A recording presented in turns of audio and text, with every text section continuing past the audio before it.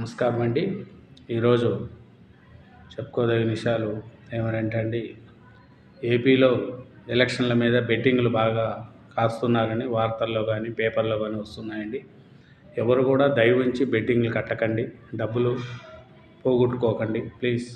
ఎవరు కూడా బెట్టింగ్లు కట్టుకోకండి, సరేనా? ఇప్పుడు ఉండే రాష్ట్రంలో ఏపీలో బెట్టింగులు 20 కోట్ల పైన బెట్టింగ్లు నడుస్తున్నాయని తెలిసారు. ఎవరైనా సరే మిడిల్ క్లాస్ పేద ప్రజలు ఎవరైనా సరే బెట్టింగ్లు కట్టకండి.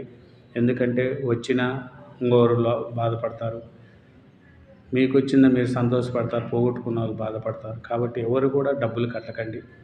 ఏ పార్టీ గెలుస్తుందా ఆ పార్టీ గెలుస్తుందా అనేది ఉంటుందండి. దయవుంచి బెట్టింగ్లు ఎవరు కట్టకండి.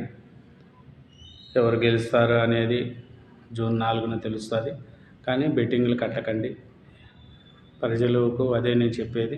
ఎవరు కూడా దయవుంచి పేద ప్రజలు కానీ మిడిల్ క్లాస్ ఎవరైనా సరే ఈ బెట్టింగ్లు కట్టి దాని మీద రాజకీయం చదరంగం ఆడకండి, డబ్బులు పోగొట్టుకోకండి ప్లీజ్. దయవుంచి చెప్తున్నాను, రాజకీయ బెట్టింగ్లు ఎవరు కట్టకండి. ఎవరు గెలుస్తారా ఎవరు ఓడతారా అనేది జూన్ 4 తర్వాత మనకు తెలుస్తుంది.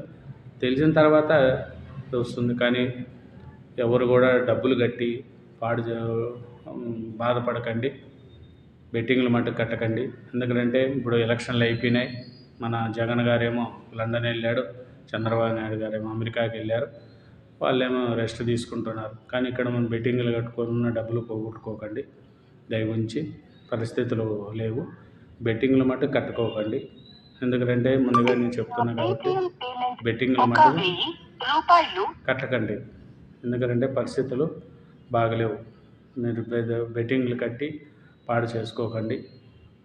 అందరికీ నేను అదే చెప్పేది, బెట్టింగ్లు మట్టుకు కట్టుకోకండి ప్లస్. ఎందుకంటే కూటమికి ఎక్కువ కడుతున్నారని, వైసీపీకి తక్కువ కడుతున్నారని అనుకుంటున్నారు. కానీ ఇప్పుడు ఓట్ల శాతాన్ని పడితే కూటమికే అధికారం వచ్చేట్టుగా ఉంది. కాబట్టి కైనా బెట్టింగ్లు కట్టుకోకండి.